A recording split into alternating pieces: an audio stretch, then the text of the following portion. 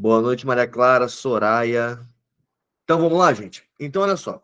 O exame de qualificação, como sempre gosto de dizer para vocês, é uma prova que vai cobrar o quê de vocês? Conhecimentos básicos, gerais, de todas as disciplinas.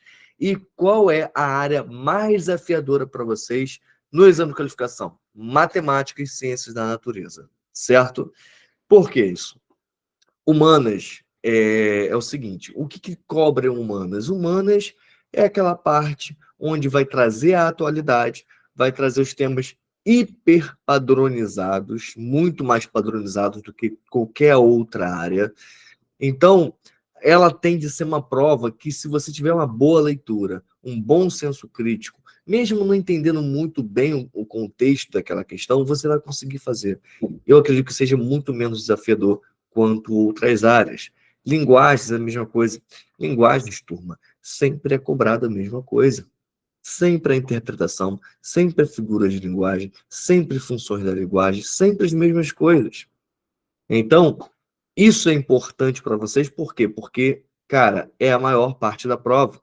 A prova, a maior parte dela é linguagens e humanas. Então, sabendo disso, você vai se empenhar, você vai fazer prova anterior. Ah, professor, mas para o primeiro exame de qualificação, eu já fiz todas as provas. Cara, refaz. Porque não é só você acertar a questão, não é só você fazer a prova, as provas anteriores, querendo marcar só o gabarito. Você tem que entender por que a UERJ cobrou aquele assunto e como que ela vai cobrar outros assuntos também similares a eles. Ele vai cobrar a mesma coisa. Então, por exemplo, em humanos vai continuar caindo mapas, vai continuar caindo questões críticas. Em linguagens, agora é um livro, um romance. Então, vocês vão ter acesso a tudo isso que já foi visto tantas vezes, inúmeras vezes, nas provas da UERJ, se você insistir em refazer a prova analisando essas entrelinhas. Por quê, gente? Você não pode comprometer o seu conceito A agora. É a sua última oportunidade, é a sua última chance.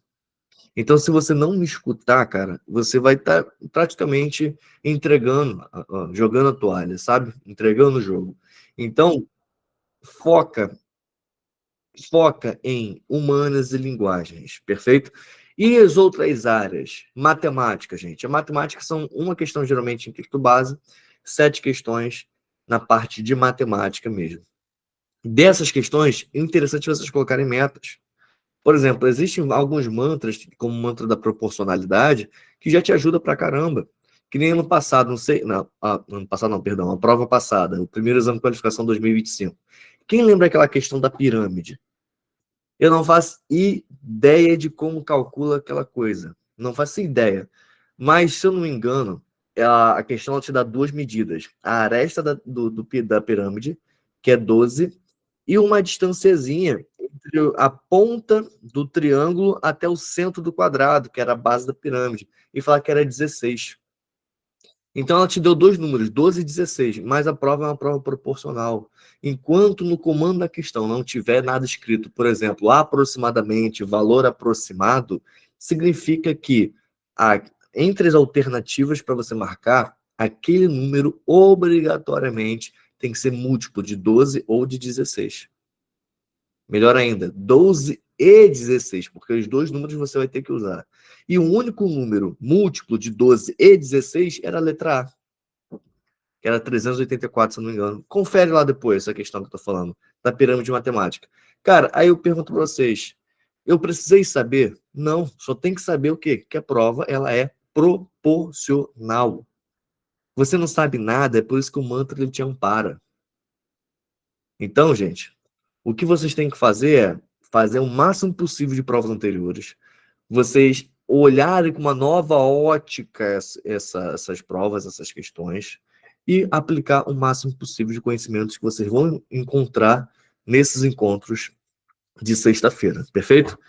Gente, sem postergar muito, as primeiras questões, quando a gente encontra, são as questões mais tranquilas, sempre assim.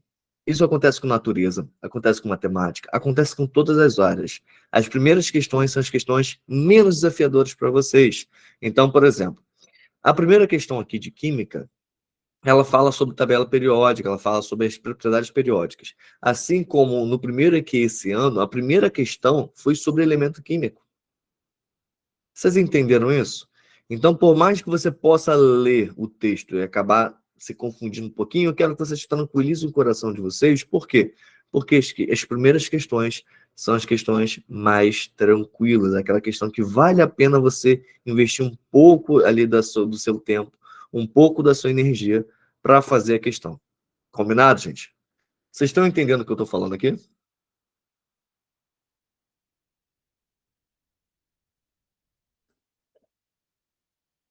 Perfeito. Então vamos lá. Então, olha só, primeira questão. Outra coisa bem interessante é que a prova ela é extremamente rápida de ser feita, muito rápida. Natureza, se eu tivesse que fazer uma natureza aqui rápido, sem parar, sem ter que explicar nada, você faz a prova em 5 minutos. Porque outra coisa interessante também sobre a UERJ é que ela é muito papum. É isso, é isso, é isso, é isso. Acabou. Se você sabe, sabe, não sabe, não sabe. Mas muitas questões são questões que a gente chama de questões descritivas, instrucionais. Ou seja, a questão ela vai te instruir o que você tem que pensar e para onde você tem que ir. Isso é muito importante. No primeiro EQ esse ano, trouxe muito sobre isso para vocês, mas quem não conseguiu ver, acabou enfrentando essas dificuldades. Mas se você começa a treinar isso, que a questão ela te instrui do jeito que você tem que fazê-la, facilita muito. Por exemplo, teve umas duas questões em sequência que falava lá uma unidade de medida e perguntava lá qual era o que você tinha que fazer, qual era o número, né? Qual era a densidade, alguma coisa de densidade, outra acho que era de quantidade de movimento.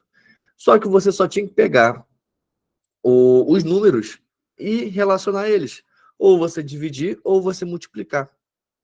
Você não precisa saber a potência, você não tinha que saber nada, você só tinha que saber qual era o primeiro número do resultado da multiplicação e da divisão. Isso agora, gente, pode estar um pouco confuso porque vocês não estão visualizando isso. Mas eu quero que vocês comecem a analisar a prova com um olhar mais tranquilo, tá bom? E sabendo que muitas questões são questões instrucionais, que ela está ali para direcionar a sua linha de raciocínio. Vamos lá, 35 aqui, ó. Dentre os elementos químicos do quinto período da tabela periódica, então, gente, tabela periódica é fundamental. Professor, eu preciso investir meu tempo estudando nesses 2 meses para o segundo exame de qualificação. Tabela periódica, essa parte inicial da atomística, com certeza. Por quê? A UERJ ela tem como padrão as primeiras questões serem de atomística. Ó, por exemplo, esse aqui foi o primeiro exame de qualificação 2024, a atomística. A prova que vocês fizeram agora em junho também foi atomística. Então, vale a pena você estudar? Vale. Vale a pena você pegar uma tabela periódica e você saber o que são períodos, o que são grupos ou famílias. É importante vocês saberem isso, tá bem? Então, falou o seguinte aí na questão, ó. Dentre os elementos químicos do quinto período da tabela periódica, sabe-se que apenas o xenônio é encontrado sob condições ambientes. Isso se explica pela alta do elemento. Gente, o que você tem que saber? Qual é o basicão de tabela periódica? Vamos lá.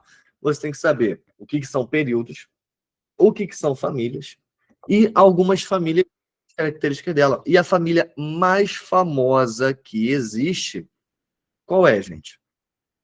Qual é a família mais famosa? A família que todos os átomos querem se igualar. Alguém sabe? 8A, perfeito. Que é a família do quê, gente? Dos gases nobres. Perfeito? Porque, olha só o que está escrito ali, ó. O xenônio, ele tem estabilidade, alta estabilidade. Por que que ele tem essa alta estabilidade? Porque ele não precisa de nenhum outro átomo para realizar ligações para alcançar essa estabilidade. Perfeito? Aí você pensa, mas professor, por que que os gases nobres, eles têm essa estabilidade? Por que que eles estão na família 8A? Aí você lembra duas regras, a regra do dueto e a regra do octeto, que vão definir o quê? A estabilidade do átomo. Um átomo, para se estabilizar, ele precisa ter 8 elétrons na sua última camada. E a tabela periódica, ela é definida, ela é desenhada desse jeito, exatamente dessa maneira. Principalmente o grupo A da tabela periódica, que é a família 1A, 2A e as outras famílias, que são as 6 últimas colunas da tabela periódica. E cada família dessa, cada grupo desse, tem como característica ter aquela quantidade de elétrons na sua última camada. Por exemplo, todo mundo da família 1A tem um elétron na última camada. É na última, tá, gente? Não é um elétron só que possui, não. Um átomo não, tá? É na última camada, que também é chamada de camada de valência. Então, ó, todo mundo da 1A tem um elétron na camada de valência. Todo mundo da 2A tem 2 elétrons na camada de valência. Então, 3A, 4A, 5A, 6A, 7A, 8A. Então, todo mundo da 8A tem 8 elétrons na camada de valência. Ou seja, daí que surge a regra do octeto. É que todo mundo quer se igualar ao gás nobre, porque ele tem 8 elétrons na camada de valência. Logo, isso é o quê? É a regra do octeto nascendo. Perfeito, gente? Então, é uma coisa que você aprende logo no início da química. Então, quando a gente olha aqui, ó, a característica do xenônio, pô, você já identificou que o xenônio é da família 8A? Cara, qual o único gabarito possível aqui? Fala para mim. Letra D. Acabou. Perfeito. Ou seja, gases nobres têm camada de valência completa. Então, gente, o que é válido vocês estudarem? Tabela periódica. Dentro da tabela periódica, propriedades periódicas. O que mais cai? Anota o que mais cai disso. Raio atômico e eletronegatividade. É o que mais cai, tá bom? Além de você entender o que é esse conceito de ligações químicas e estabilidade de átomos. Daria para saber ali onde está escrito autoestabilidade. Perfeito, perfeito. Então, essa autoestabilidade é gerada exatamente por conta disso, porque ele é um gás nobre, e um gás nobre, todo gás nobre, ele é estável. Maravilha? Perfeito, Marcos. Então, gente, recapitulando, tabela periódica, estudem tabela periódica, propriedades periódicas, raio atômico e eletronegatividade como prioridade. Vocês vão estudar também características das famílias, que eu acabei de falar. Todo mundo dá um A, tem um elétron, 2A tem 2 elétrons, e assim vai. Se for estudar, galera, esquece o grupo B da tabela periódica um pouquinho. Foca mais no grupo A da tabela periódica. Por quê, professor? Porque são os elementos chamados representativos. Ou seja, são elementos que são mais vistos, né? A gente considera ele, é mais fácil, vamos dizer assim, de trabalhar em ensino médio. Então, a RGA vai trazer mais essas características que são um pouco mais complexas dentro do grupo A da tabela periódica.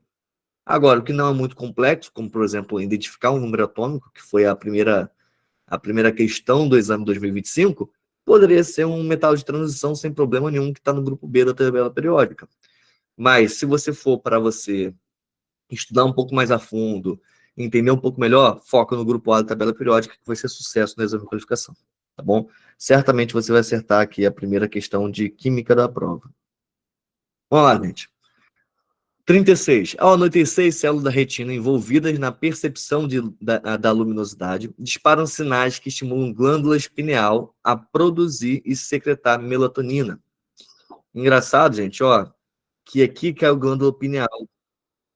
No primeiro EQ desse ano, teve uma questão que foi da hipófise como glândula pituitária, falando sobre também, trazendo esse assunto de glândula, e aqui trouxe de novo glândula, né? No caso aqui é glândula pineal, que era uma das alternativas acho que da segunda questão do texto base do primeiro exame de qualificação 2025.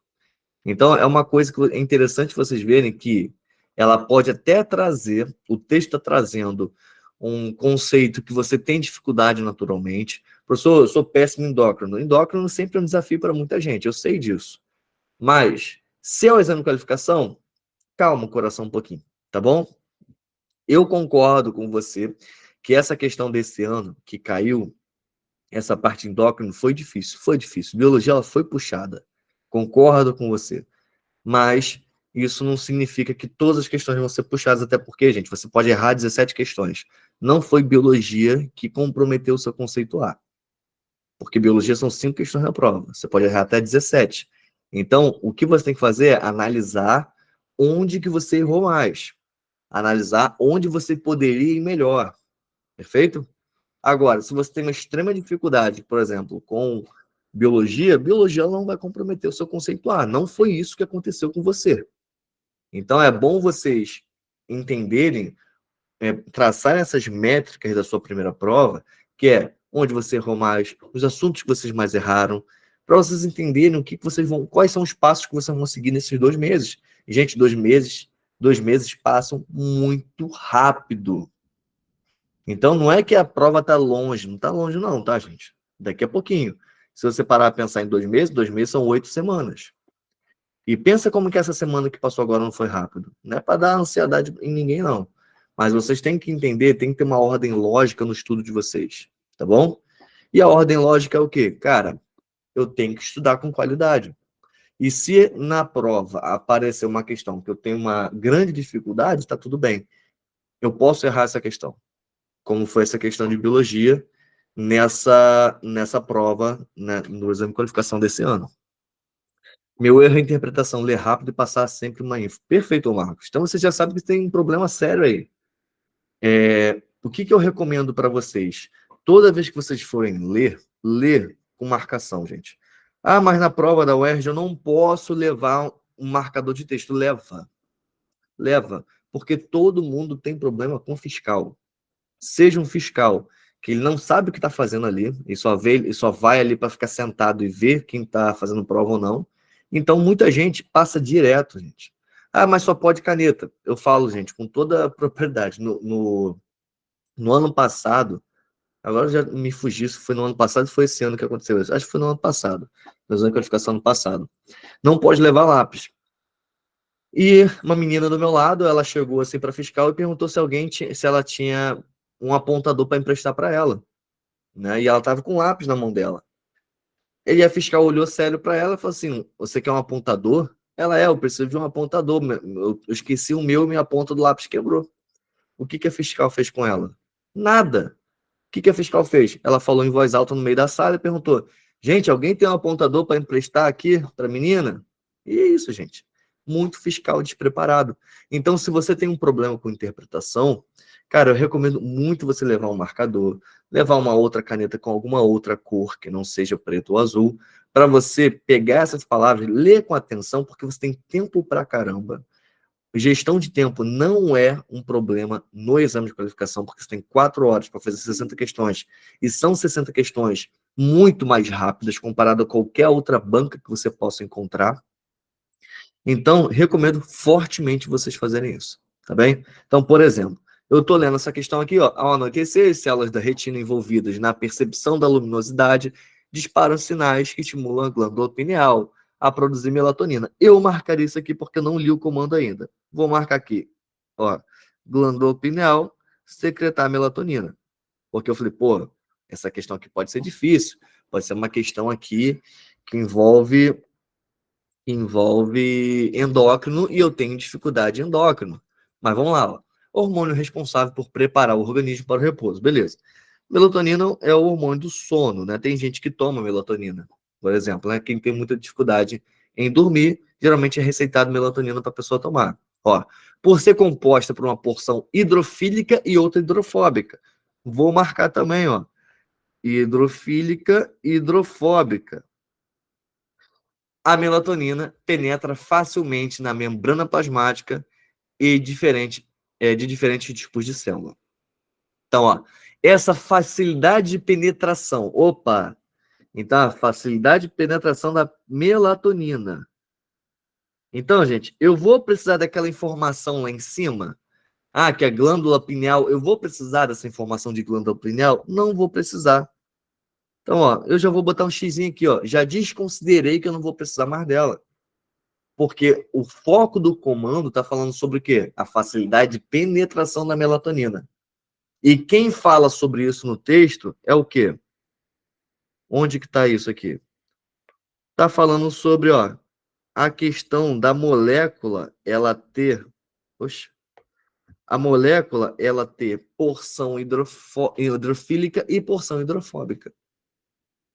Gente, faz isso durante a prova de vocês. Não só durante a prova, treinem fazer isso com provas anteriores, para vocês não errarem. Mas uma coisa interessante, gente, dentro da biologia, o que vocês têm que entender, primeiro, que hidro é água, perfeito? Então, é água. Então, tanto o hidrofílico como o hidrofóbico, a gente está falando de água. Só que filia e fobia são comportamentos, beleza?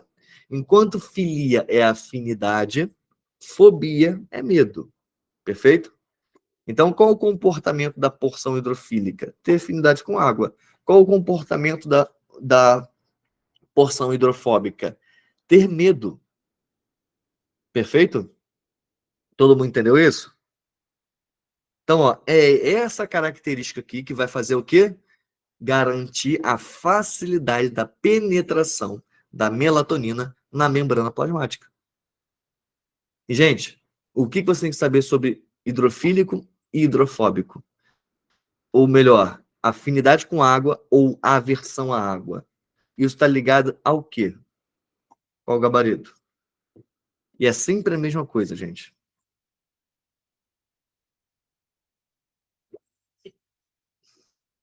Falou de água, primeira coisa que tem que estar na sua cabeça. Vamos lá. Informações sobre a água que vocês têm que saber.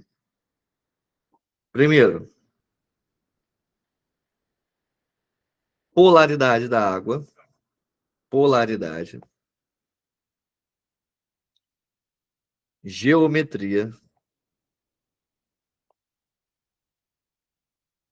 Ligação. Ligação. Ligação intermolecular. São as três coisas que vocês têm que saber. Polaridade, geometria e ligação intermolecular. Gente, qual é a polaridade da água? Ela é polar. A água é polar. E a regra de solubilidade diz o quê? Que semelhante só dissolve semelhante. Então, substâncias polares se dissolvem em substâncias polares. E apolar em apolar é o caso que eu sempre falo do demaquilante, por exemplo. O demaquilante, você sabe que a maquiagem, quando se usa maquiagem, a maquiagem, eu tenho tanto produtos que são polares quanto produtos que são apolares. Por exemplo, o batom, ele precisa ser apolar. Por que o batom ele tem que ser uma substância apolar? Porque se você bebesse o primeiro copo d'água, ia sair todo do seu batom, por exemplo.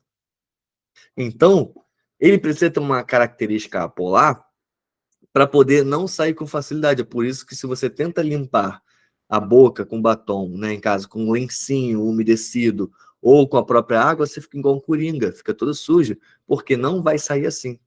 Por exemplo, se você quer tirar, não tem demaquilante, é muito melhor você pegar um óleo de cozinha mesmo, passa na boca, óleo de cozinha, e depois passa um sabão que vai tirar com maior facilidade esse batom ou qualquer outro tipo de maquiagem, tá bom, gente? Então, é vocês entenderem que semelhante só dissolve semelhante, tá? Então, a água, por ser polar, e a gente tem no nosso corpo 80% de água, né? Isso aí, mais ou menos, depende da idade também, depende também da quantidade de água que você toma, mas vamos dizer que é 80% de água. Você sabe que as suas membranas, elas têm afinidade com a água, as membranas das suas células.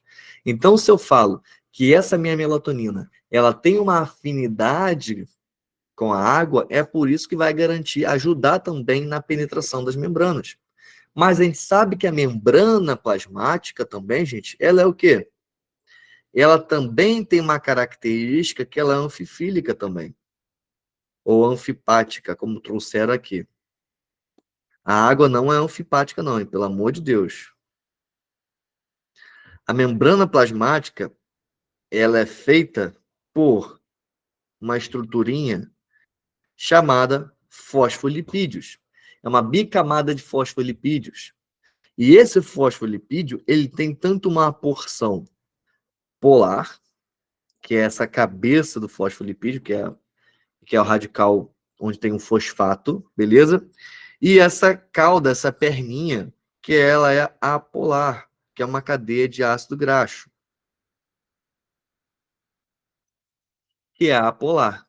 Então, se eu tenho uma molécula anfifílica, ou seja, ela tem tanto uma característica afinidade com substâncias polares e apolares, ela vai conseguir passar com a maior tranquilidade do mundo pela membrana.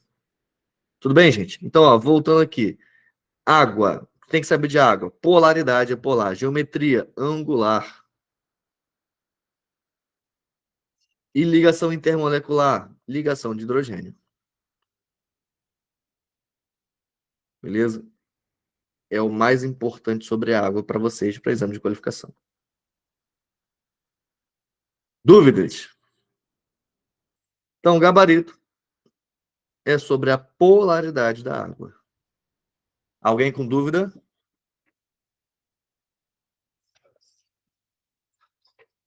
Não? Moleza, né?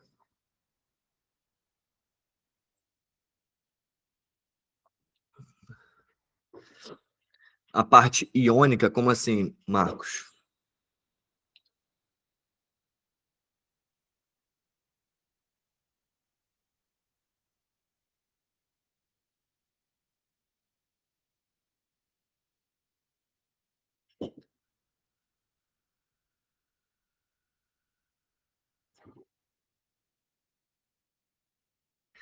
Gente, eu acho que está habilitado o microfone para quem quiser, tá? Porque tem uma força que determina a polaridade. Isso, o que causa a polaridade na molécula, não necessariamente é uma força, é uma diferença de eletronegatividade entre as ligações dos átomos. Beleza? Não é iônico, não. Quando a gente fala de iônico, é formação de íons. E a formação de íons só ocorre quando existe um elemento muito eletronegativo e outro pouquíssimo eletronegativo, ou seja, metal e ametal. Beleza? Maravilha, maravilha. Então, ó, vamos lá. 37. 37 é uma questão, gente, que é uma questão que é interessante vocês saberem que muitas vezes a UERJ ela vai trazer um assunto um pouco diferente, um pouco fora do padrão, mas nunca sem que você consiga interpretar bem e sair de uma questão só com interpretação. Perfeito? Vamos lá. Essa questão 37, gente, na minha opinião, é a questão que é mais difícil de toda a parte da natureza dessa prova aqui. Ah, mas professor, ela é mais difícil, então ela é muito difícil? Não, na verdade, ela só é a mais difícil porque as outras são muito fáceis. Mas eu quero que vocês entendam algumas coisinhas, tá? Quando a gente fala dessa parte aqui de eletrodinâmica, né, que é essa parte de eletricidade, de onda física, o que é bom para vocês estudarem? Que eu aconselho estudar fortemente, porque não caiu nesse primeiro exame de qualificação e pode cair com maior facilidade no mundo nesse segundo exame de qualificação agora. Associação de resistores. Faz tempo que não está aparecendo isso na UERJ e pode aparecer com toda a tranquilidade no mundo agora. Então anota, gente. Associação de resistores, série e paralelo. Coisa simples, tá? Então, associação em série, paralelo, potência. Não pega a questão para fazer, para estudar, e coisa, sabe, mirabolante. Não é para fazer nada mirabolante. Se você pegar no histórico da UERJ, do exame de qualificação, as questões que envolvem esses assuntos são questões muito fáceis, de fácil interpretação. Geralmente te pede uma razão entre as resistências equivalentes, te pede uma razão entre as correntes, entre as potências, mas nada muito surreal. Um bom feijão com arroz você mata facinho, tá? E nesse caso, nessa questão aqui, o que foi trazido para vocês é nada mais que uma relação, você entender o que é o quilowatt-hora, por exemplo. Perfeito? Você fazer uma associação, uma proporção. É só isso aqui. Ou seja, gente, eu estou querendo dizer para vocês que essa questão 37 ela vai sair toda por regra de 3. É só isso. Perfeito? Olha só. Raios nas tempestades de verão. Da energia liberada por um raio, só uma pequena fração é convertida em energia elétrica. A maior parte se transforma em calor, luz, som e ondas de rádio. A fração convertida em energia elétrica é na ordem de 360 kWh. Turma, o que é quilowatt-hora? A questão já falou que quilowatt-hora é a unidade de energia. Perfeito? E, professor, qual é a fórmula de energia? Quilowatt-hora. Ó, se eu quiser calcular, eu não sei nada, mas só analisando aqui, gente, ó, essa unidade de medida aqui, eu posso falar, ó, que energia, ó, de forma grosseira, ó, energia é igual quilowatt, é unidade de potência. Watts é potência. Ó, quilowatt-hora não é quilowatt por hora, é quilowatt-hora. Então quer dizer, gente, que existe aqui um sinalzinho que não foi representado, que é o de vezes. Então, ó, isso aqui é potência vezes o tempo. Essa aqui é a unidade de energia, potência vezes o tempo. Tá bem? É interessante vocês verem isso. Se você for para estudar, se preocupar em estudar, cara, estuda a unidade de medida em física. Estuda. Metros por segundo, joules por segundo. Vai estudando essas unidades de medida que vai te ajudar pra caraca. Você saber o que é o quê. Só a unidade de medida te ajuda muito. Mas vamos lá. Continuando aqui. Então, existe uma energia de 360 kWh.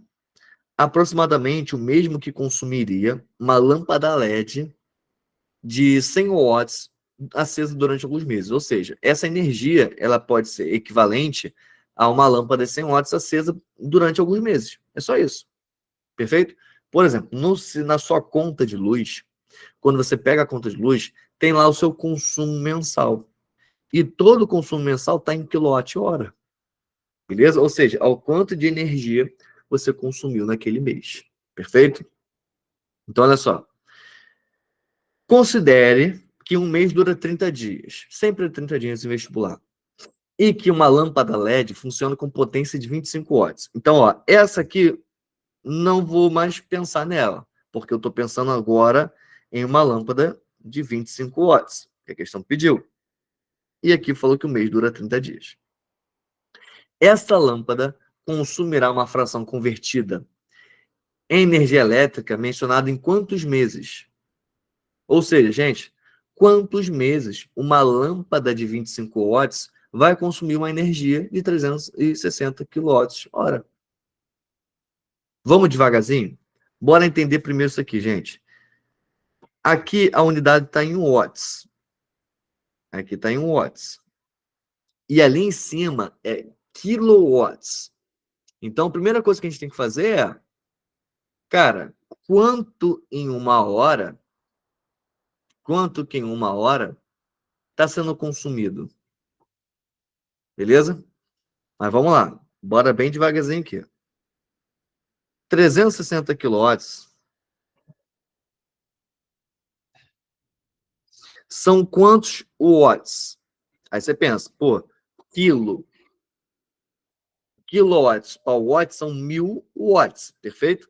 Então fica 360 mil watts de energia. Vou botar aqui watts hora. Essa aqui é a energia. Perfeito, gente? Só que a potência é de quanto, gente? Da lâmpada?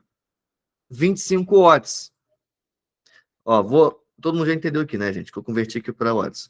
O que eu estou fazendo, gente? Eu estou pegando a energia, ó, a energia em watts, e eu vou jogar nessa formulazinha que a gente acabou de descobrir, que energia é igual a potência vezes o tempo.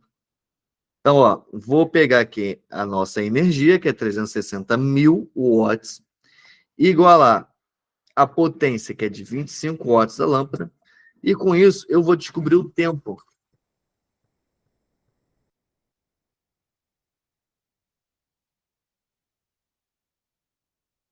E esse tempo, eu vou encontrar esse tempo em horas. Mas por que em horas, professor?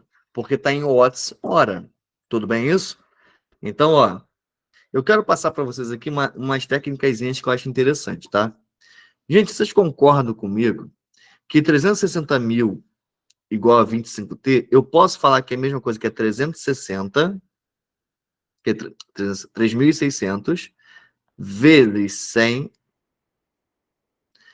vezes 100 igual a 25 vezes T?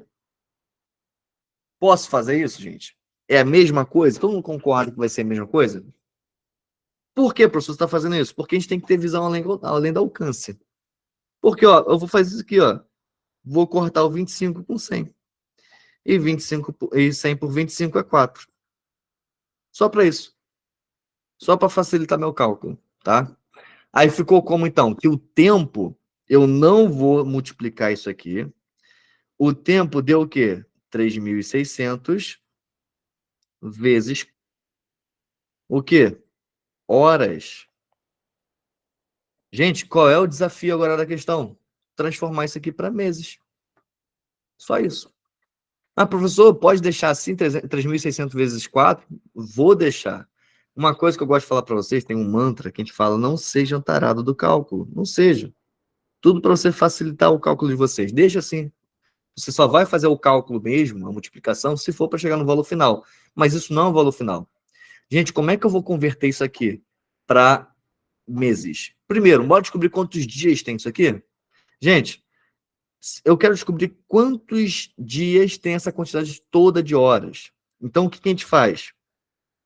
Ó, se eu tenho 48 horas, gente, 48 horas são quantos dias? 2. Todo mundo concorda comigo? 48 horas são 2 dias. Por que o que você faz? Você pega o total de horas, 48, e divide pela quantidade de horas de um dia. Aí você vai ver que isso aqui equivale a 2 dias. Análogo a isso, a gente vai fazer a mesma coisa com essa quantidade toda de horas aqui.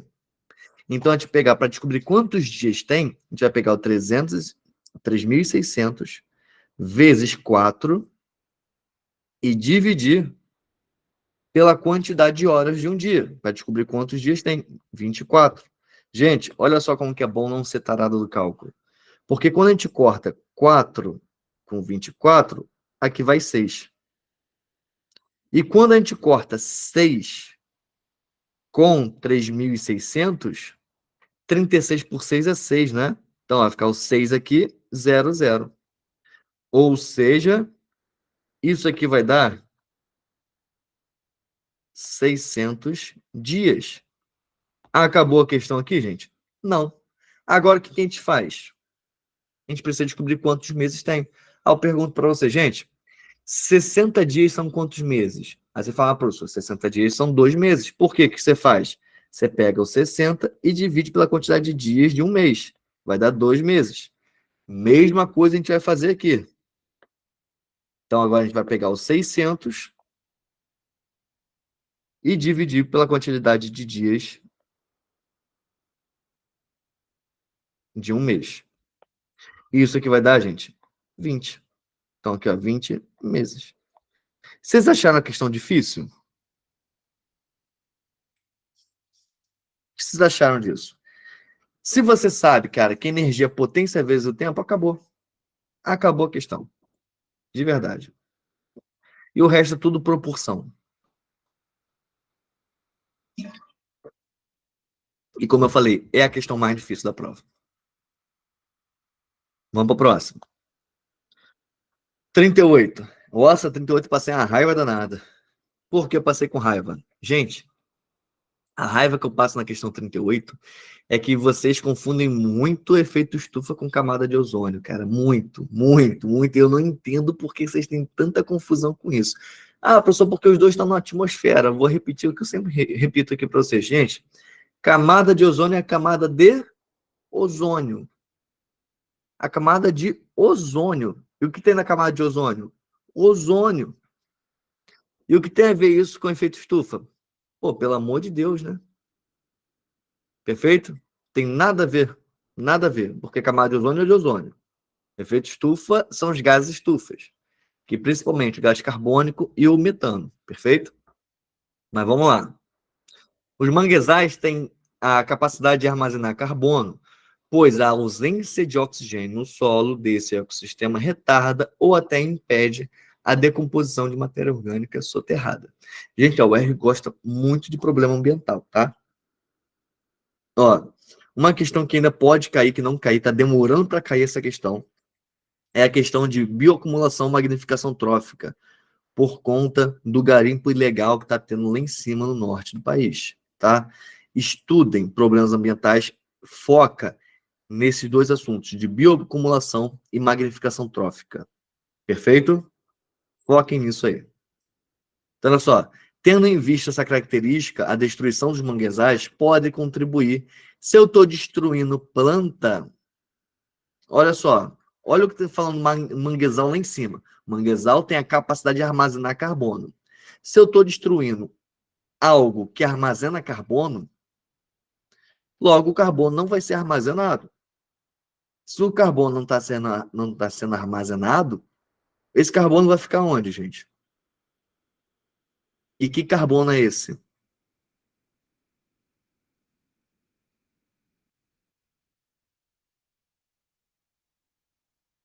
Qual o gabarito?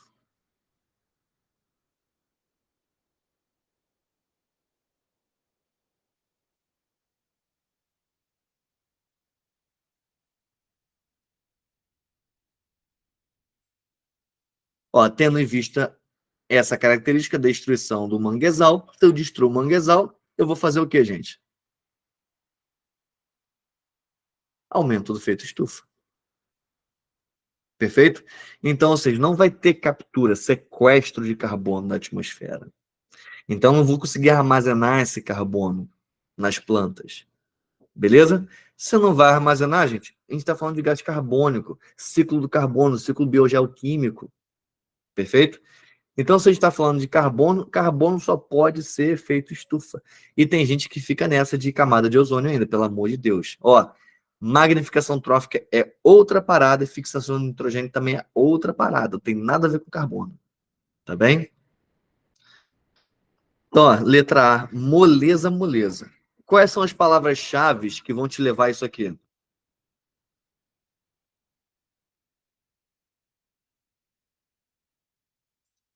Ó, capacidade de armazenar carbono e destruição de manguezais.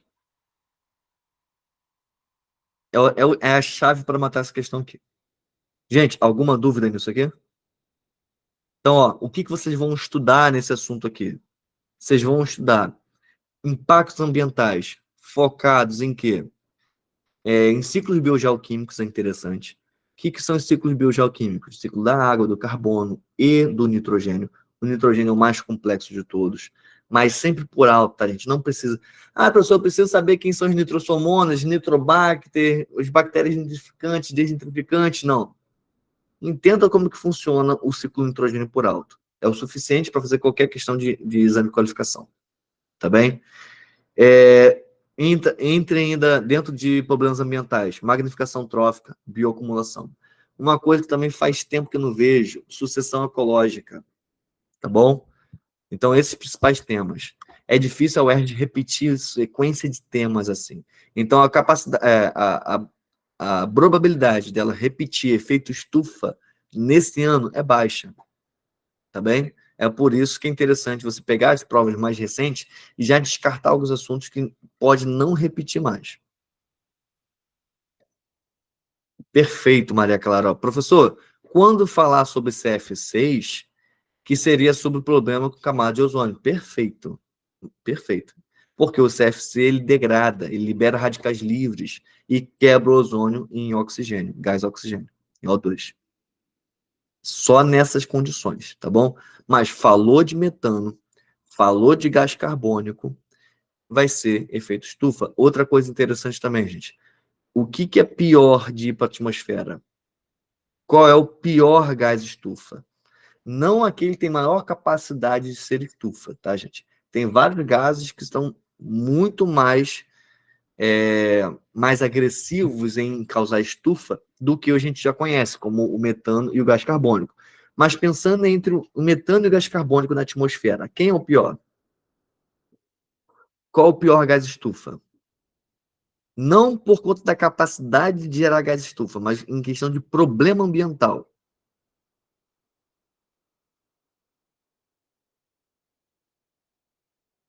Ele atinge uma ligação molécula de O3, ele quebra isso, gera radicais livres.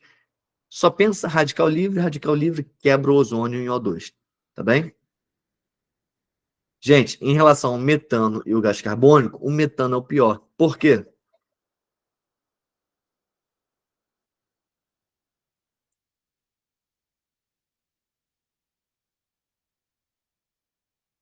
Produzido por bovinos, não só bovinos, qualquer ruminante, tudo bem? Ah, mas por que a gente fala só de bovino? É claro, porque no Brasil é um puta agroexportador de bovinos, né? Então, ruminantes de forma geral. Tóxico? Não, não por isso. Por que que o metano ele é muito pior que o gás carbônico, gente? Se ele for para a atmosfera. Pensa um pouquinho, que é interessante essa reflexão aí para o próprio vestibular. Efeito estufa, os dois vão gerar efeito estufa. Gente, pensa comigo. Entre o metano e o gás carbônico. Se eu libero o metano, eu não consigo recuperar mais ele. Pensa, aquele metano que foi para a atmosfera já era. Já era. Agora, se o gás carbônico indo para a atmosfera, eu consigo recuperar, não consigo? Claro, gente. Por meio de quê? Qual é o nome do processo que recupera? Fotossíntese. A gente não faz fotossíntese de metano. Não existe fotossíntese de metano. Tranquilo? Então, aquele carbono, né, a molécula de metano que vai para a atmosfera, já era. É por isso que em muitos aterros sanitários, que não fazem controle de gases, por exemplo, existem algumas bactérias chamadas metanogênicas, que durante a decomposição, eles liberam metano, porque é o produto do metabolismo dessas bactérias. Só que em alguns lugares não armazenam esse metano para reutilizar, sabe? O que que eles fazem geralmente? Eles pegam um tubo, lembra que o aterro sanitário é um lixão coberto, né, gente? Só que muito mais controle de chorume e tudo mais. Aí tem um cano para fora e taca fogo nesse cano. Alguém já viu uma foto dessa, algum vídeo ou uma imagem sobre isso? De ver um aterro sanitário, aí vem um tubinho, aí um fogo saindo do tubinho? Gente, por que que é interessante tacar fogo? Por que que é menos agressivo a gente tacar fogo, transformar metano em gás carbônico, do que só liberar o metano para a atmosfera?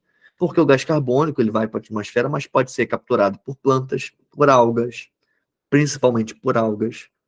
Perfeito? Então, gente, quando vocês pensarem nisso, porque o metano ele não é tão agressivo assim em efeito estufa, mas ele não pode ser recuperado mais, ele não pode ser capturado mais. É interessante essa reflexão para vocês aí, tá bem? Vamos para a próxima, 39. Ó, durante uma ventania, uma árvore sofreu uma certa inclinação e depois retornou à posição inicial. Esse processo, um de seus frutos foi projetado e submetido à ação exclusiva da gravidade, descrevendo um arco de parábola. Observe no esquema a trajetória do fruto e as setas 1, 2, 3 e 4, que representam os possíveis vetores de velocidade resultantes na altura máxima. Gente, isso aqui é uma questão de lançamento vertical, beleza? É uma questão de cinemática. Então, ó, questão de lançamento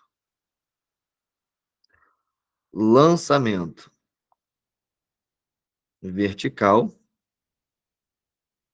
Ó, tô maluco, lançamento vertical. Lançamento oblíquo. E outra coisa interessante, gente, isso aqui está dentro de cinemática. Agora vocês me perguntam, professor, cai lançamento oblíquo na UERJ? Eu falo que não. Mas, professor, aí é uma questão de lançamento oblíquo. Isso é uma questão de lançamento oblíquo. E como que você falou que não cai na UERJ? Gente, quando a gente estuda o lançamento oblíquo, a gente tem que calcular a altura máxima, velocidade no eixo X, velocidade no eixo Y. Isso é o lançamento oblíquo. Isso aqui é uma questão interpretativa de cinemática. Perfeito? Então, quando vocês forem estudar dinâmica e cinemática, o que é o carro-chefe da cinemática no exame de qualificação? MUMOVE, movimento uniforme e movimento uniformemente variado. Esse é o carro-chefe, é o que mais cai. Só cai isso praticamente. E quando cai alguma coisa diferente, vai ser uma interpretação de um desenho. Ou seja, vai ser teórico. Mesma coisa dinâmica. Dinâmica, ou você vai calcular, ou você vai ter que decorar a única fórmula dinâmica que você tem que saber, que é força igual a massa vezes aceleração, que é a lei de Newton, e só. E só. Ou entender um pouco sobre forças, marcar vetores. Por exemplo, na última prova, cai um gráfico. Um gráfico que é uma relação, que é no eixo X e no eixo Y, massa e aceleração. Aí pergunta qual é a... Esqueci o comando agora. O que representava aquilo? Gente, viu massa, aceleração só pode ser o quê? Força. Acabou. Entendem? Que é o ERG, que é o basicão. Então, aqui é um basicão também. Por mais que seja um lançamento oblíquo, por mais que seja um conteúdo que, meu Deus, é mais difícil, porque eu tenho que analisar 2 movimentos simultâneos. Não. Beleza? Aqui não. Olha só, vamos analisar muito bem o que está acontecendo aqui para vocês verem como, pô, a questão é tranquila. Tá? Ó, sabe-se que a altura máxima é alcançada pelo fruto alguns instantes após seu lançamento. O que é altura máxima, gente?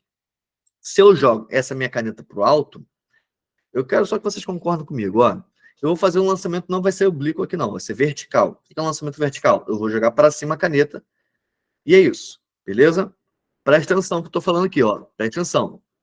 Peguei a caneta, joguei para cima, joguei ela para cima. O que vai acontecer quando ela atingir a altura máxima? Fala para mim o óbvio. Qual é o óbvio, gente? Ela vai cair. Mas antes de cair, o que acontece com ela? Para. Perfeito? Então, ó, a caneta ela sobe, chegou na altura máxima, para e depois faz o quê? Cai. Todo mundo entendeu isso? Então, ó, lançamento, qualquer lançamento é isso, ó. Joguei, atingiu a altura máxima e fez o quê? Parou. E depois começa a queda livre. A velocidade lá em cima é 0. Perfeito? Porque para. Todo mundo entendeu isso? Agora vamos lá. Então, sabe-se que a altura máxima é essa. É aqui, ó, onde está marcado aqui. Ó o desenho. Marcou aqui. Aqui é a altura máxima desse fruto. Aí fala o seguinte, ó. Nesse caso, o vetor velocidade resultante do fruto, pô, falou um monte de coisa aqui que você se perde, você que tem dificuldade física. Vetor velocidade resultante. Cara, pensa. O que é o movimento oblíquo? O movimento oblíquo é quando eu jogo para cima e para frente ao mesmo tempo. É por isso que ele faz essa trajetória aqui. Ó, repara. A caneta ela tanto sobe quanto vai para frente. E quando eu faço os 2 movimentos simultâneos, ela faz o quê? Esse arco de parábola. Faz sentido? Que ela está tanto subindo quanto ir para frente ao mesmo tempo? Faz sentido isso para vocês? Só que, galera, mas quando atinge a altura máxima, o que acontece com a velocidade nesse eixo da vertical aqui? Ela não fica 0? Ela não zera na altura máxima? Qual é a única velocidade que continua o movimento? Essa aqui.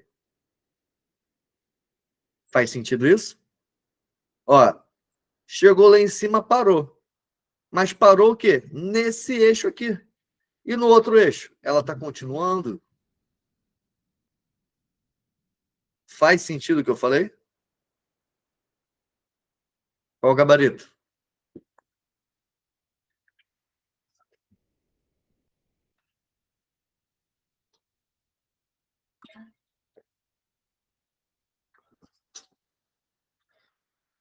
Letra B. Na maior facilidade do mundo.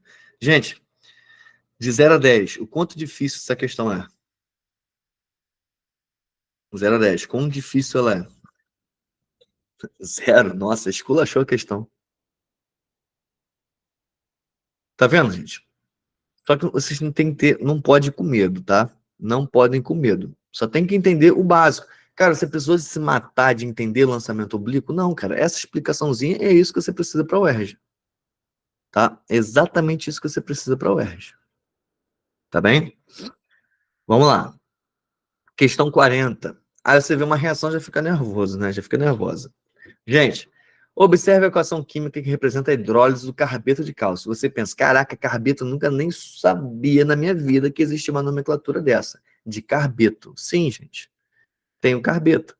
Até porque isso aqui não é um sal que não é oxigenado. Esse sal que não é oxigenado termina com eto, tipo cloreto de cálcio. Só que aqui é um carbono, não é um cloro, tá? Carbeto, beleza? É feio, eu sei que é feio, mas vamos lá. Isso aqui não vai te pedir de fazer a questão. Ó, o nome do composto orgânico obtido na reação.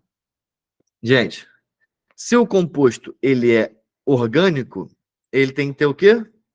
Carbono na sua composição. E se ele é obtido, ele tem que estar no quê? No produto ou reagente? Se ele está sendo obtido, é um produto.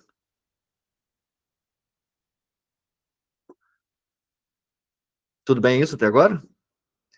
Então é um produto que tem que ter carbono. Ah, professor, tudo que tem carbono é orgânico? Claro que não. Ó, o CO2 não é orgânico. O ácido carbônico não é orgânico, tá bom?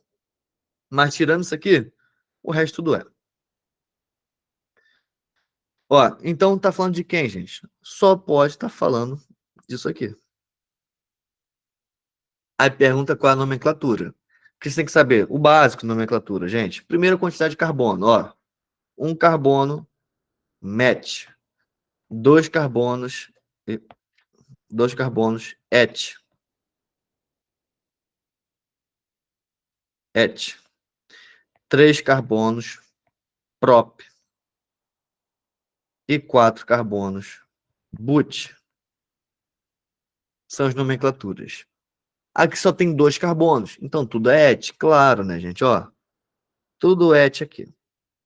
Outra coisa que tem que saber na nomenclatura, que nesse composto orgânico só tem carbono e hidrogênio, não tem mais nenhum outro átomo. Logo, isso aqui é um olha o nome, ó, hidrocarboneto.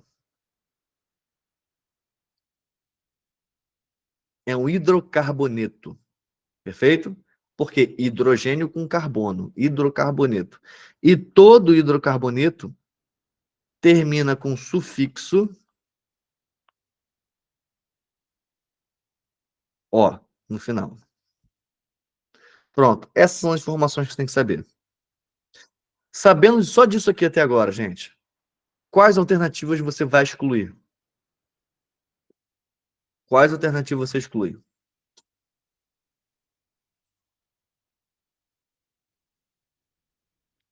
Perfeito. Então, ó, não pode ser etanol e nem etanol, porque al é aldeído, ol é álcool, beleza? Então, esse aqui é um aldeído, para a galera mais específica aí. Aldeído, isso aqui é um álcool, beleza? Agora, a gente ficou entre etino e eteno. Quem vai ser? Gente, o carbono faz quantas ligações? 4 ligaçõezinhas, beleza? 4 ligações. Eu quero passar um esquema para vocês aqui, para vocês nunca mais errarem isso, tá? 4 ligações. Olha para cá, bora desenhar a molécula. Como que a gente desenha a molécula de hidrocarboneto simples? Você sempre vai primeiro começar com os carbonos. E você vai colocar sempre eles em cadeia. Como assim cadeia, professor? Você vai ligar um carbono no outro. Ó, aqui são 2 carbonos, então vou ligar um carbono do lado do outro. Ponto. Fiz isso. Tá bem? Ah, se tivesse 3 carbonos, eu continuaria. Aqui ficou sem espaço. Se fosse 3 carbonos, não é 3, tá, gente? Não são 3 aqui, são só 2. Mas se fosse 3, eu botaria os 3 assim. Beleza? Mas não são 3, são só 2. Então, ó, primeiro passo, vocês vão fazer isso. E o segundo passo, quantos hidrogênios tem? 2. Você vai pegar cada hidrogênio e dar para um carbono. Então, ó, e o hidrogênio só faz uma ligação. Vou pegar, então, para esse primeiro carbono, vou ligar um hidrogênio nele. E nesse outro carbono, eu vou ligar o outro hidrogênio. Aí eu pergunto para vocês, faltou mais algum átomo aqui, gente? Já foram 2 carbonos e 2 hidrogênios? Foram. Aí eu pergunto para vocês, o hidrogênio, ele está satisfeito? Ele fez todas as ligações que ele precisava fazer, o hidrogênio? Fez. O carbono, ele está satisfeito? Não, o carbono não está satisfeito. Qual carbono não está satisfeito? Bora olhar esse aqui primeiro. Quantas ligações você vê ele fazendo? Pô, ele está fazendo 2. Mas ele precisa de quantos? 4. Tá errado. Então a gente já sabe que ele está insatisfeito. Bora olhar o segundo aqui. Quando a gente olha o segundo, a gente também vê que ele está fazendo 2 ligações e precisa fazer 4. Também está insatisfeito. Então, quantas ligações esse primeiro carbono ele precisa? Ele precisa de 2 ligações. E o segundo? Também 2. Ah, opa! É aquele famoso, né? Se os dois querem, os dois fazem. Então, ó, vou juntar aqui e fazer essas 2 ligações entre eles. Pronto. Se eu faço essas 2 ligações entre eles, fez aqui o símbolo do Flamengo, apareceu então essas 2 ligações entre eles aqui. Estão satisfeitos agora? Olha para o primeiro carbono. Ele está fazendo 4 ligações? Tá. Ele está fazendo uma ligação com hidrogênio e 3 ligações com outro carbono. E o segundo carbono? 3 ligações com outro carbono e uma ligação com outro hidrogênio. Então agora está todo mundo satisfeito. Fez sentido essa explicação, gente? Aí eu quero falar para vocês uma outra nomenclatura. A nomenclatura quando envolve ligação. Ó, isso aqui é sufixo, gente. Isso aqui é prefixo. Prefixo. Ainda existe o infixo. Beleza? Então, ó, todo mundo sabe aqui as vogais A, E, I, O, U. Foca só no A, E, I. O A é a primeira vogal, E é a segunda vogal, I é a terceira vogal. Então, toda vez que tiver só uma ligação entre carbonos, AN. 2 ligações, EN. 3 ligações, IN. Beleza? Então, ó, em relação a ligações.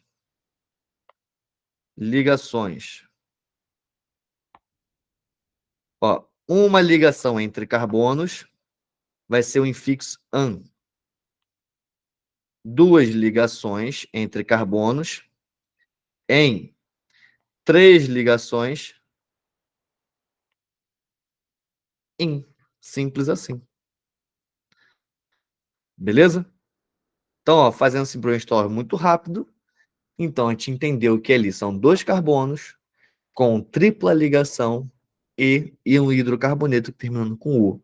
Juntando todas as informações, a gente forma nosso etino. Dúvidas?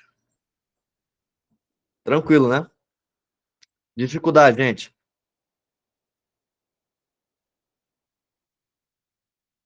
Agora vocês vão anotar o seguinte. O que estudar de orgânica e errar de bobeira, hein, Marcos? De bobeiraça mesmo. O que vocês vão estudar? Ó, recomendação. Recomendação. Funções, cara. Funções. Oxigenadas e nitrogenadas. Então, funções orgânicas. Nomenclatura pode cair? Acho pouco provável, porque já caiu agora, né? Mas nada impede. Se você entendeu isso aqui, já é muito suficiente, tá, gente? Mas quando você estuda funções orgânicas, o que você vai estudar de função orgânica? Identificar, cara, o mínimo. Por quê? Eu sempre falo isso para vocês, gente. Eu falei para vocês na semana de intensivo ERG desse ano, quem estava presente, falei, gente, estuda isso, porque vai cair na prova. O que aconteceu? Caiu na prova. Nesse primeiro aqui. Pode cair de novo? Pode, não tem problema nenhum cair de novo. Tá bem? Então, ó, dentro de orgânica, identificação de funções orgânicas, eu ainda colocaria um a mais aqui para vocês, ó, isomeria. Beleza? Principalmente isomeria espacial, que é o ERG mais gosta. Que eu falo sobre a cis-trans, que eu também falei que ia cair, caiu, graças a Deus. Mas agora, gente, isomeria espacial, ainda vou botar aqui, ó, entre parênteses, óptica. Que saudade de óptica na UERJ. Perfeito? Anotem isso aí para vocês revisarem isso aí. Não pode ir para a prova, na próxima prova, daqui a 2 meses, sem ter revisado isso aqui, gente. Não dá. É vacilar muito. Ó, questão 41. Em determinadas condições, nanopartículas podem ser impulsionadas como um foguete pela simples interação com o meio. Admita que em um dado instante, essas partículas com massa tanto adquirem uma velocidade tanto. Tá bem? O que você tem que saber aqui, ó? Com base nas informações, ordem, grandeza e quantidade de movimento. Cara, quantidade de movimento tá caindo todo ano. Todo ano tá caindo essa porcaria. Caiu nessa prova de 2024, caiu agora nessa prova de 2025 e pode cair de novo também. Porque isso aqui antes não era um assunto padrão e está cada vez mais se demonstrando como um assunto padrão. Beleza, gente? E o que é quantidade de movimento? É uma relação entre quantidade de movimento é Q, é uma relação entre massa vezes a velocidade. Gente, olha como que as questões da UERJ são ridículas. Que é basicamente você fazer isso. É você pegar a massa e multiplicar pela velocidade. Você tem a massa? Tem. Você tem a velocidade? Tem. O que falta para você agora? Multiplicar um pelo outro. Então você vai pegar aqui a velocidade e você vai pegar a massa e multiplicar um pelo outro. Só que fala sobre ordem de grandeza. E o que é ordem de grandeza? É o número da notação científica. Tá bem, gente? Do resultado dessa multiplicação aqui. Vamos lá. Como é que vai ficar então a quantidade de movimento aqui? Vai ser massa, que é 9 vezes 10 a menos 26, vezes 2 vezes 10 ao quadrado. Só isso. Vamos lá. Como que a gente multiplica isso, gente? Notação científica. Primeiro você vai focar nos números. Primeiro você foca nos números, o 9 e o 2, multiplica eles, e depois você multiplica as potências. Então, ó, 9 vezes 2, 18. Vezes. Como que a gente multiplica potência? E potência é de mesma base, galera. Você repete a base. Se é multiplicação, você soma. Se é divisão, você subtrai. Tá bem? Então, a gente vai somar menos 26 mais 2. Então, menos 26 mais 2, menos 24. Mas vai acabar por aqui? Não. Porque isso aqui é uma anotação científica e não pode nunca ter dois números antes da vírgula. Gente, aqui é 18,0, certo? Não pode. Essa vírgula vai precisar andar uma casinha. E quando anda uma casa, acontece o que com o número aqui? Aumenta. Beleza? Cuidado com o que eu vou falar agora, hein? O número vai aumentar. E vai para quanto? 1,8 vezes 10 a menos 23. Professor, não aumentou. Claro que aumentou. Era menos 24 negativo, aumentou uma casa. Pronto. Achamos aqui o nosso gabarito. Letra D. Olha o cálculozinho tosco que a gente fez. Difícil, gente?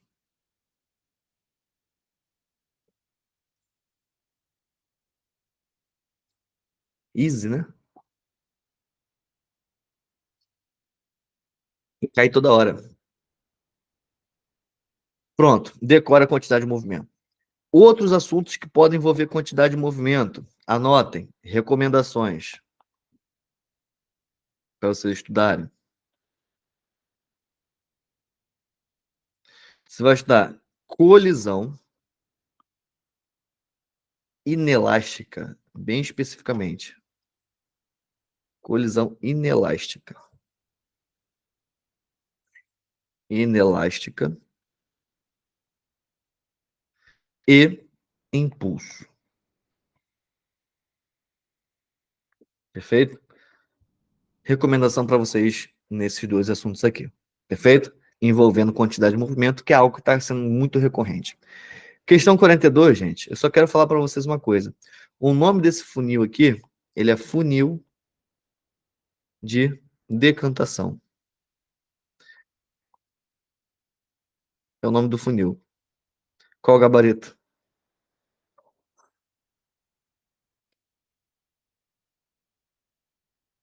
Eu sei, gente, eu sei. Pode estar dando um tilt na cabeça de vocês tão fácil. É isso aí, decantar. Gente, eu quero que vocês coloquem uma coisa assim do lado. Decantar é a mesma coisa que cair. Assim, bem grosso modo. Por exemplo, se você está na rua, você tropeça e cai, Você não vai falar que você caiu na rua. Você vai falar que você decantou sobre a superfície do solo. Perfeito? Você decantou. É a ação da gravidade. Tá bom? Decantar é isso. Olha o que acontece aqui. A água, quando eu ligo essa torneira aqui, ó. Liguei a torneira. O que que vai cair? A água. É assim que eu separo a mistura. A água cai, quando chega perto do óleo, eu fecho, acabou. É por isso que é um funil de decantação. Maravilha, gente? Muito fácil, né? Agora, recomendação? Nenhuma. Nenhuma. Foi uma parada super aleatória que a UERJ resolveu trazer. Nunca trouxe. Nunca. Nunca trouxe separação de mistura. Do nada ela trouxe separação de mistura. Mas é tão ridículo que, porra, entendeu? É assim, é isso, gente. Eu não tem nem muito o que falar dessa questão, não. Foi do nada, do nada, do nada. Separação de mistura. Ó, a questão 43 é só aplicação de fórmula, não tem mais nada. É só isso. Ó, para aumentar a eficiência energética da cadeia industrial, pesquisadores realizaram um teste que verificou a expansão volumétrica de uma amostra de um gás ideal em função da temperatura. Admita que o processo de expansão volumétrica ocorre a uma pressão constante. A UERJ já te deu tudo aqui, ó. Te deu a pressão e que a constante de gás é 0,08. Ao atingir a temperatura máxima, também é um outro dado, temperatura máxima. O número de mols, opa, é o que está pedindo. Beleza. Na temperatura máxima, é o que, gente? Maior temperatura que foi 600. E qual foi o volume?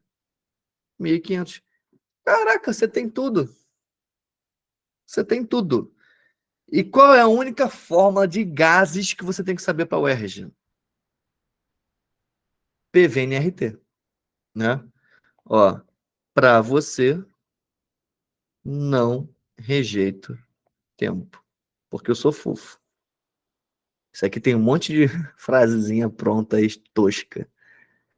Né? Cada um sabe uma aqui. Nem façam questão de colocar no chat, não, gente, porque o Brasil vai ver tudo que vocês estão colocando aqui, essa pederastia. Tá? Mas é para você, não rejeita o tempo. Olha só. Então, gente, a gente só vai substituir os valores. Porque pressão a gente tem? Tem. Volume a gente tem? Tem. Número de mols é o que a gente quer, que é o N. O R é a constante, 0,08. E o T é a temperatura. Já deu. E a UERJ ainda fez questão de colocar em Kelvin. Ela podia muito bem colocar em graus Celsius para você ter que converter para Kelvin. Mesmo assim, ela não quer nem saber disso. Olha que coisa ridícula. Ó, então a pressão 8. Então você vai pegar aqui, ó, 8 vezes o volume 1.500 é igual ao número de mols que você quer descobrir, 0,08 vezes 600. Vamos lá, gente. Tarado de cálculo? Bora fazer o corta-corta danado aqui, ó. Eu sei que vocês adoram isso. Já que tá tudo multiplicando, vocês podem sair cortando tudo, ó. Vou cortar os zeros. Por quê, professor? Porque eu quero. Ó, eu vou cortar aqui o 8 com 0,08. Porque eu sei que esse outro aqui é 100 vezes maior. Tá vendo isso, gente? É 100 vezes maior. Concordam comigo? Aí, de um lado, então, ficou 1.500 dividido por 6. Eu vou continuar cortando, gente. Ó, eu vou cortar. Que é um 15, é um 15, foi mal. Aqui é um 15, que é no 1.500. Ó, agora o que, que sobrou ali, gente? De um lado tem um 15, do lado, vou continuar cortando. A UERJ é tão proporcional que você pode sair fazendo isso, ó. Vou cortar o 15 com 6, porque os dois são múltiplos de quanto? De 3. Ah, então aqui vai ser 5 e aqui vai ser 2. Ah, professor, vou continuar cortando também. Vou cortar. Vou cortar o 2 aqui. Vou cortar o 2 com 100. Aqui ficou 50. E o que no final sobrou, gente? Só tô só no corte. O que, que sobrou no final? O 50 e o 5. Ou seja, 50 vezes 5, 250 é igual a N. E acabou a questão. Viu, gente? Sem sofrimento. Aprenda a fazer cálculo sem sofrimento.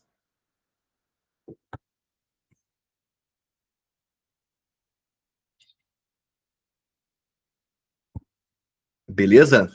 Todo mundo entendeu, gente, essa loucura que eu fiz aqui? Que eu não acho tão loucura essa, mas vocês entenderam? Fácil. Vocês estão vendo que no exame de qualificação você não pode, gente? Cara, você não pode errar bobeira. Vocês já perceberam que vocês erraram muita bobeira nesse primeiro aqui? Quem aqui sente isso? Que errou muita bobeira nesse primeiro aqui? Desse ano. Desse ano 2025.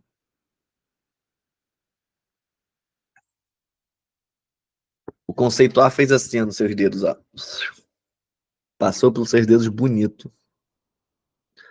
Mas agora já era. Você não vai estar mais aqui para errar, certo? Errou, teve que errar, fazer o quê? Mas agora você entender tudo que está sendo discutido aqui e botar em prática nesses 2 meses, que tem tempo de sobra. Geralmente, quem tem um estudo certinho, direcionado, em um mês consegue ter o conceito A. Mas tem que fazer bem bonitinho, um bom feijão com arroz, tá? Então, 2 meses tem tempo de sobra. Só alinhar a vela, gente. Alinhar a vela e alinhar a expectativa. Ó, 44. Quadros de pneumonia podem ocorrer quando, além do ar, algum corpo estranho entra na veia respiratória. Beleza, ó. Questão 44 está falando de um corpo estranho entrando nas vias respiratórias. Aí eu te pergunto, como que um corpo estranho entra nas vias respiratórias? Quando você respira, não é verdade? Você respira tanto pelo nariz, você respira tanto pela boca. Isso você sabe, né? Inclusive, você está respirando agora. Me desculpa aquela galera da rinite. Você agora está pensando o quanto você está respirando e agora você está com falta de ar por conta disso, porque você não sabia que estava respirando. Boa. Trabalhar a percepção. Então, olha só. Um corpo estranho vai entrar tanto pelo seu nariz quanto pela sua boca. Mas é mais fácil entrar um corpo estranho pelo nariz ou pela boca, gente? Só uma discussãozinha leve aqui. É mais fácil entrar um corpo estranho pelo nariz? Amanda, você vive aonde, Amanda? Qual é, Amandinha? Pelo nariz? Ou a cavidade nasal, o tamanho da boca? Tem um mosquito passando, vai é mais fácil entrar na sua boca, né? Assim, a probabilidade é maior, tá? Não sei. Então, olha só. Uma explicação para essa possibilidade de entrada desses corpos estranhos é a comunicação entre o sistema respiratório com que sistema? Isso aqui, easy. Que sistema, gente? Vai ser o sistema nervoso? Sério? Pô, alguma coisa, nada a ver se é nervoso. Excretor? Gente, você vai mijar erradão. Porra, se o seu sistema respiratório estiver ligado ao seu sistema excretor, meu amigo, não sei nem como imaginar uma parada dessa. Como que o sistema respiratório pode estar ligado à sua bexiga? Sei lá. E vamos parar por aqui, né? Então, gente, ou é digestório ou é circulatório. A galera pode ficar com dúvida. Mas a gente falou de corpo estranho, entrada de corpo estranho. Só pode ser letra C. Que é a boca, digestório. Perfeito? Lembra? Começa da boca, termina no ânus. Esse é o sistema digestório. Perfeito? Alguma dúvida com isso? Professor, mas eu marquei circulatório. Eu sei, isso pode acontecer, porque você pensa muito. Você pensou no alvéolo pulmonar, você pensou na questão da hematose, você pensou na troca gasosa, que é a hematose, nos alvéolos pulmonares, essas coisas todas, e acabou errando, mas não tem nada a ver com a questão. Pode ser, existe uma comunicação do respiratório com o circulatório? Claro, até porque o oxigênio ele tem que ir para o seu sangue, né? Só que tem a ver com corpo estranho? Nenhum, né? Tem nada a ver com corpo estranho. Então só pode ser o digestório. Perfeito? Vamos lá. Questão 45. Na produção da solução antisséptica na base de iodo foram empregados 0,02 mol de I2 e 0,6 mol de Ki e determinada quantidade de água. A massa do iodo em gramas presentes nessa solução. Eu acho que eu fiz até uma questão dessa na live de soluções com vocês. Mas vamos lá. Gente, aqui só tem que fazer o seguinte: calcular a massa que tem de iodo em I2 e calcular a massa de iodo que tem aqui no Ki. Lembrando que o Ki, gente, Ki, 1 mol de Ki, eu vou ter 1 mol de potássio mais 1 mol do iodeto, que é o iodo. Beleza? Então, se eu tenho 0,06 mols de Ki, se eu tenho 0,06 mol do Ki, eu tenho 0,06 de potássio e 0,06 do iodo. Ótimo. Acabou, gente. Agora, o que você tem que saber? Que a massa do iodo é 127. Onde que eu vou encontrar isso? Tabela periódica. É só olhar na tabela periódica. Então, olha só, vamos lá. Então, o iodo é 127. Então, primeiro vamos descobrir qual é a massa que tem aqui, ó. Então, eu sei que 1 mol, sempre para 1 mol, gente, tudo para 1 mol, sempre, de iodo, ó, 1 mol de iodo tem 127 gramas. Então, 0,06, ó, tudo regra de 3, de iodo vai ser quanto? Vou chamar aqui de massa 1. Então, ó, 127 vezes 0,06 é a mesma coisa que 1,27 vezes 6. Isso vai dar 7,62 gramas. Aí você, tarado do cálculo, vai olhar que o 7,62 vai querer marcar a letra B, né? Não, ainda tem outro ainda, calma. Ó, agora, 1 mol de I2. Gente, agora não é mais I, é I2, tá? O I2, ele vai ser 127 vezes 2. E 127 vezes 2 é 254. 254 gramas do I2, porque são 2 iodos. E 0,02 mol de I2 vai ser quanto, então? Vou chamar de M2. Então, M2 vai ser igual a isso aqui vezes 2, vai ser 5,08. Aí você vê ele também tem isso aqui na resposta, você fala, UERJ, sacaninha essa UERJ. Ela é sacaninha, mas você tem que ser mais sacaninha que a UERJ. Você sabe que a massa total, que é o que você quer, então 7,62 mais 5,08 é igual a 12,70 gramas. Letra C. Entenderam, gente? Solução na UERJ tem que ser tranquilo para vocês. Tem que acalmar o coração de vocês, tá bom? Então, a base de mol, eu recomendo a você que tem dúvida em soluções, assiste a última live que a gente fez sobre soluções. Assiste, vai te ajudar. Procura lá no YouTube, tá lá no YouTube. Questão 46. Essa questão eu errei assim bonito. Nossa, como que eu errei essa questão aqui? Eu fui muito garoto nessa questão aqui, muito garoto. Por quê? Vamos lá. Essa não, cara, essa aqui, Isa, ela é ridícula de fácil. Acredita em mim. Essa questão ela é tosca de tão fácil que é. Ah, 45, você não achou fácil? Ô, Isa, então assiste essa live, vai te ajudar, tá bem? É a live, deixa eu ver até que te ajuda aqui logo, ó.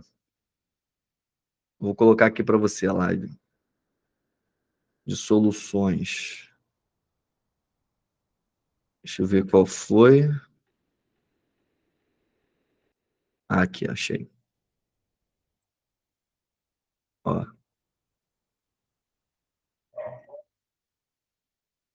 Essa aqui, Isa, assiste. Para você não errar mais isso. Combinado? Nada. Vamos lá. Questão 46. Gente, essa questão aqui foi, nossa, como que eu fui garoto. Mas vamos entender aqui melhor.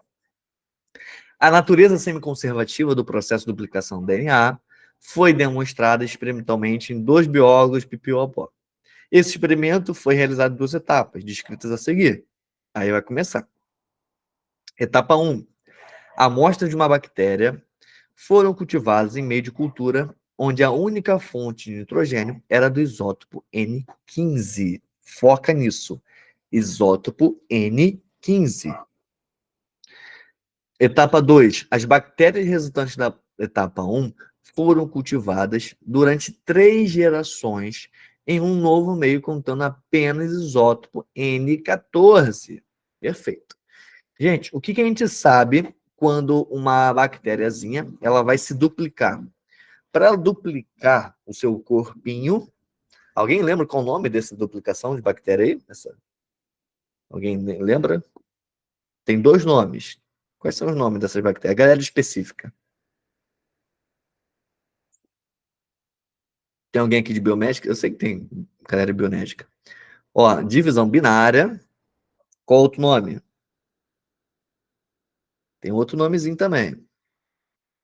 Tem outro nome. Tem outro nome. Assexuada é o tipo de reprodução, pô. Outro nome para divisão binária. Não. Transcrição e tradução é formação de proteínas. Isso aqui é replicação. Nada, tudo bem. É tudo com são, eu sei. Tudo com são confunde. Cissiparidade. É outro nomezinho que vocês podem encontrar aí, tá? Para adiantar aqui vocês. Gente, ó, duplicação de DNA ou replicação de DNA é feito sempre quando eu preciso duplicar minhas fitas de DNA. E quando que eu preciso duplicar? Toda vez que eu tenho divisão celular, tá bem? Transcrever é o quê? É passar uma informação. O que é transcrever, gente? Ó, eu estou dando uma aula e você está anotando o que eu estou falando, certo? Você está anotando. O que você está fazendo? Você está transcrevendo a minha fala. Eu estou te dando informação e você está colocando essa informação agora de maneira física, em um papel, por exemplo. Isso é uma transcrição. Só que o papel é a mesma coisa que a voz? Papel é a mesma coisa que voz? Quando você está pegando seu papel, o papel está saindo minha voz desse papel? Não, então você não duplicou a minha voz. Você transcreveu em um formato diferente de informação. Pegaram a metáfora, gente? E esse formato diferente, ele é chamado de quê? RNA, não é DNA. Como minha voz fosse DNA, um outro formato fosse RNA, tá bem? É só um outro formato de informação. E é chamado de RNA mensageiro, porque ele vai mandar a mensagem para o seu ribossomo. Chegou no ribossomo, onde vai fazer a síntese de proteína. Esse ribossomo, ele é meio surdo, ele, na verdade, ele não sabe ler direito. Se ele não sabe ler direito o que está escrito ali, que foi transcrito, ele vai ter que fazer o quê, gente? Quando a gente não sabe ler alguma coisa, a gente pede para alguém fazer o quê?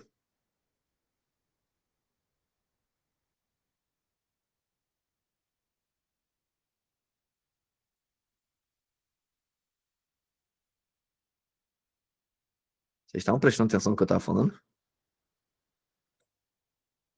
Traduzir. É isso. Então, a tradução é quando o ribossomo ele pega esse material genético que foi transcrito, que é essa informação que chegou até ele vai traduzir e vai formar a proteína. Tá bem? É só para vocês não confundirem esses processos, tá bom? Vamos lá. Então, aqui o que está acontecendo? Na primeira etapa só tem nitrogênio 15 e na segunda etapa só tem nitrogênio 14, onde todas as bactériazinhas elas vão se multiplicar ali. Perfeito? Vamos lá. Observe o esquema que representa o início da etapa 2. Ó, o início da etapa 2. Então, ó, o que está acontecendo na etapa 2? Quando ocorreu duplicação do DNA nas bactérias da geração parental até a primeira geração. Os filamentos vermelhos são N15 e o azul N14. Presta atenção, olha só. Todo mundo aqui é N15. Por que isso? Porque isso aqui é da etapa 1. Isso aqui é produto da etapa 1. Beleza? Ó, etapa 1. Só que essas bactérias foram colocadas em um outro ambiente que só tem nitrogênio 14. Então, ó, isso aqui é a etapa 2. E essa etapa 2 é com nitrogênio 14. Tudo bem? Por que isso, gente? Porque quando essa bactéria ela foi fazer a duplicação do seu DNA, lembra que essas fitas de DNA têm bastante nitrogênio, né, gente? Tem bastante que não é à toa que são as bases nitrogenadas, certo? Tem bastante nitrogênio. Só que o nitrogênio na primeira etapa só tem nitrogênio 15. É por isso que a fitinha está vermelha. Só que a segunda etapa é o seguinte: o que é duplicar, gente? Lembra como é que é feita a duplicação? Essas duas fitas vermelhas, elas vão se separar, só que no meio ela vai começar a duplicar. Só que no meio não tem nitrogênio 15, só tem nitrogênio 14. Então a fita que ela for duplicando vai ser a fita com um novo nitrogênio, que é o nitrogênio 14 no meio. Olha, é por isso que essa primeira geração veio assim, uma vermelha e outra azul. Fez sentido, gente? Então essas duas fitinhas vão se separar, separou e ela duplica. Só que ela só vai duplicar com o que tem no meio, que só tem nitrogênio azul. Só que tem mais uma. Ó, falou que vão ser 3 gerações. Essa aqui é a primeira geração. O que a gente vai fazer? De novo esse processo, mais 2 vezes. Então, ó, vamos lá, fazer aqui bem devagarzinho. Ó, então aqui agora eu tenho essas duas célulazinhas aqui. Finge que são célulazinhas, tá, gente? Vai começar agora a nova duplicação. O que vai acontecer nessa nova duplicação? Ó, essas fitas vão se dividir. Então, ó, aqui para cima V é azul, aqui para baixo V é vermelha. E ela está no meio de cultivo que só tem nitrogênio, vou chamar de nitrogênio azul, tá? Só tem nitrogênio azul no meio. Então, ó, aqui ela vai duplicar, só vai vir azul, e aqui ela vai duplicar, vai vir só azul. Mesma coisa vai acontecer aqui embaixo. Mesma coisa aqui embaixo, gente. Ó, duplicou o azul e duplicou o azul aqui no vermelho. Tudo bem? E agora, de novo, só que aqui vai ser a segunda geração. Vamos para a terceira geração, que a gente vai fazer tudo isso de novo. Ó, a gente vai pegar essa aqui de cima e vai duplicar. É um trabalhinho danado, né? Mas aqui, ó, as duas vão ser azuis, concorda? As duas vão ser azuis. E aqui, ó, vai duplicar também. O 2 em cima azul e embaixo uma vermelha que continua aqui e o azul. E aqui embaixo a mesma coisa. Fiquei sem espaço aqui. Ó, mas vai ser tudo azul, certo? E fiz um H do nada. Aqui agora vai duplicar também. 2 azuis, uma vermelha e uma azul. Então, ó, essa é a terceira geração. É a terceira geração. E quem são essas terceiras gerações? São essas células aqui agora.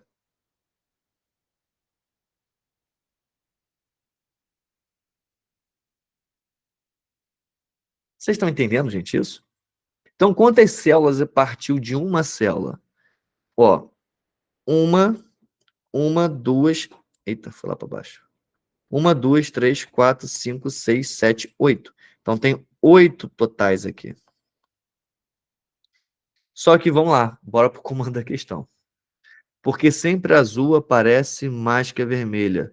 Porque no meio, que ela está agora, da etapa 2, só tem nitrogênio 14 no meio. E o nitrogênio 14 é azul. Não tem mais N15. É duplicação, só duplicação.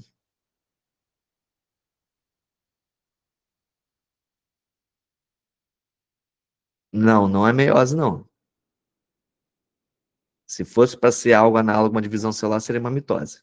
Porque são células idênticas. Ah, mas uma é vermelha e outra azul. É porque no meio só tem nitrogênio 14. Entendeu?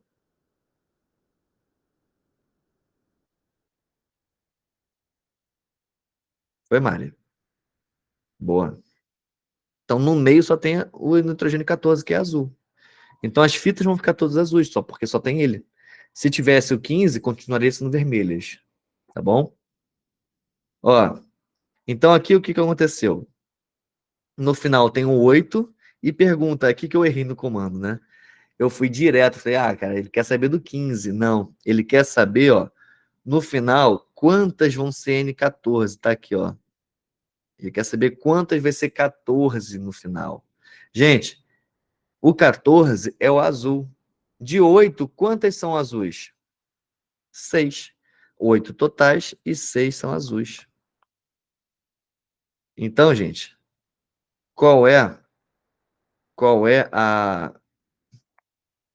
Oxe, mudou aqui o negócio.